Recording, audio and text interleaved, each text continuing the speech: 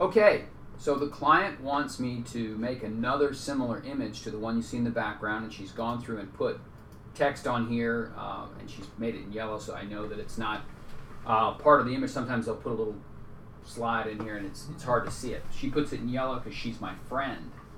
And so Laura is asking me to change OCR A102, right? So I know how to find it. And she wants me to give it a new name, which is this name. This is the name it will be. And she wants me to add this text down here to the bottom of it. Well, as I set this up originally, let me go through and under the history and go back to the beginning. Let's see here. So if we look at this document as I opened it, this is what we have. Basically, there are 4 cubes on one layer.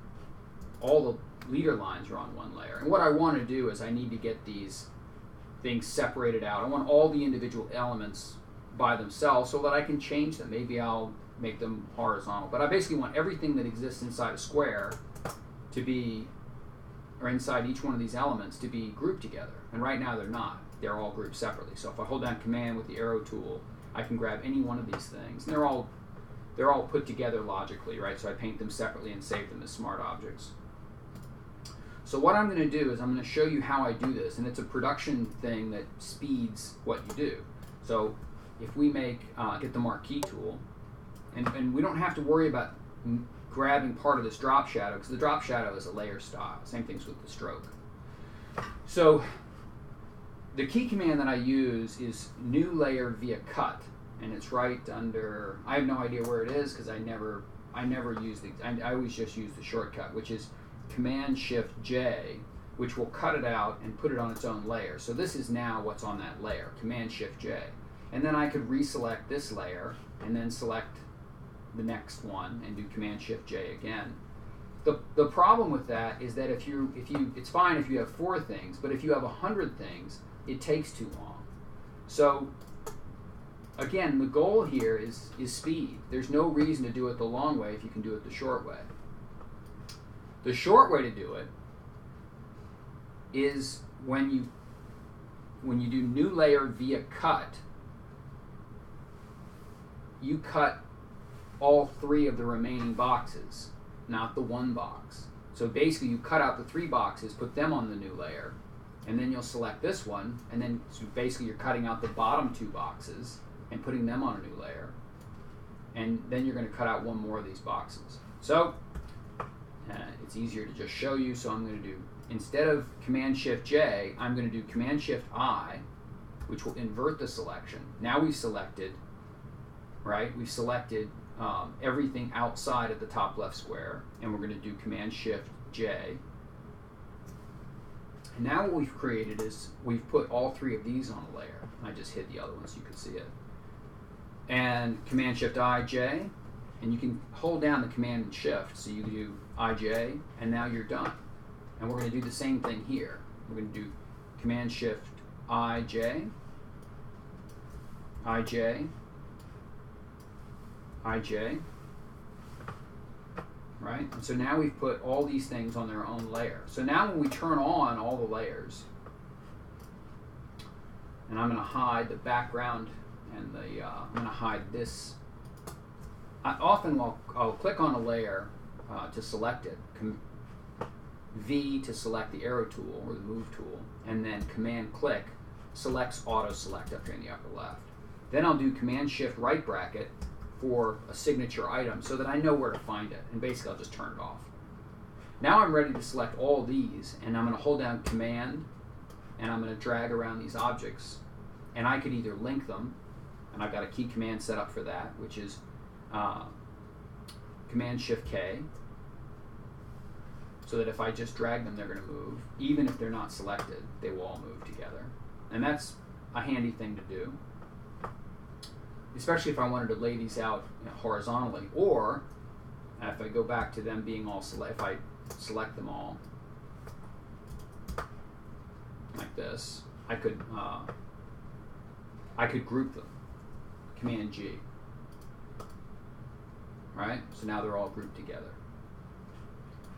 And it takes much less time to do this than it does to talk about it. And so now I have 4 groups with my 4 different groupings of stuff, and I could name them or order them or whatever I wanted to do.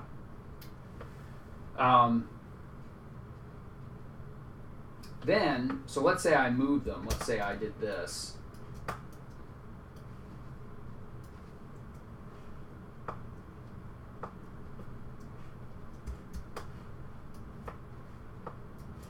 I would select the group, move them up here like this.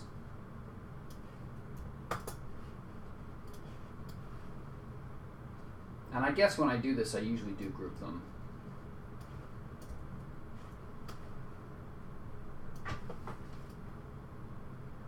You can't use the align tool here because it will, and I just selected all of them that time. So that's just a quick trick for doing that. Now when I make these shapes, I don't make them as pixels, I make them as shapes using the shape tool, and I leave them as shapes under this so I can change the fill and the stroke and the chamfer, which is the rounding there. So I would change that to 25, something like that. And then I would drag my, that's actually not enough, so I will change it to 40. That looks about right, yeah. So I would do this, right? And now what I want to do is I want to drag the layer style for this, put this in the right group. Oh, that's the wrong group. So I can figure out which group this is by command clicking on it. So it's layer 20. So I could drag my rounded rectangle up here, drag the layer style down onto that, and delete this one. And that's it. Oh, it has a different color too. See, now I would do that color. This is an old file. Now I would do that color as layer style as well. So I would double click, color overlay. I would just select that color. Let's see here. What did I do wrong? Oh, that's right. Yeah. Select that color. Oh, I know what it is. I put, let's see here, color overlay. Yeah, that's right. And then I would delete this layer. Right? So now this is a layer style, and I can go in and change it. And the reason the stroke is too heavy is that I had the stroke on in 2 places. All right, so anyhow, I just thought that would be a trick that I would show you how I go about getting these things organized in Photoshop.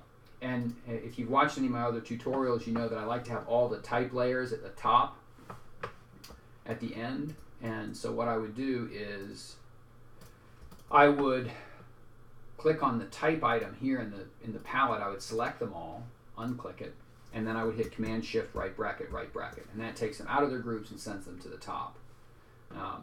And that's just a procedural thing. Same thing's true with leader lines. Sometimes I want those separate. I can do the same thing there.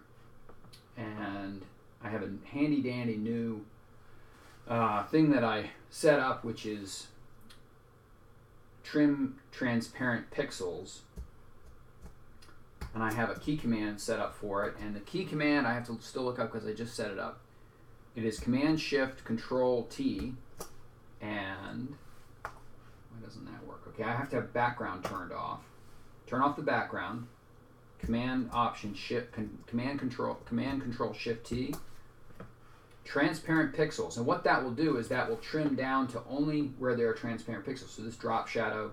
And there must be an errant pixel down there somewhere. But that's how that's done. Okay? I thought you'd like to see that as well. All right. That's